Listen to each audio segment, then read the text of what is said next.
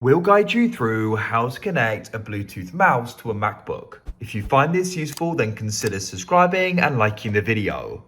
So this is really convenient to do because of course in your MacBook you have the trackpad, but I know myself, I prefer using the mouse. So we're gonna guide you through how you can go and connect it.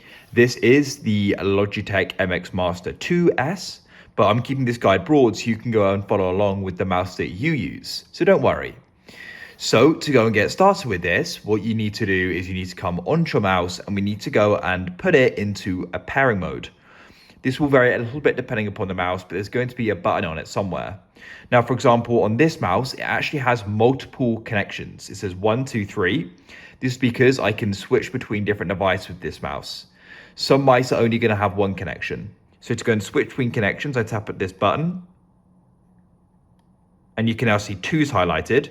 So to go and put this into pairing mode, we're going to go and tap and hold on this button. It's now rapidly flashing, indicating it's in a pairing mode. So to go and then connect to it on the Mac, what we need to do is go and open up the system settings. Find it in the dock, or you can press the magnifying glass in the top right and search for it. In your system settings, you need to come to the left and go and find Bluetooth. Make sure it's switched on and then come into nearby devices and you can see that it's finding the mouse. So we can go and press connect to the right. It's now circling, go and wait, and that's it. And now it's connected.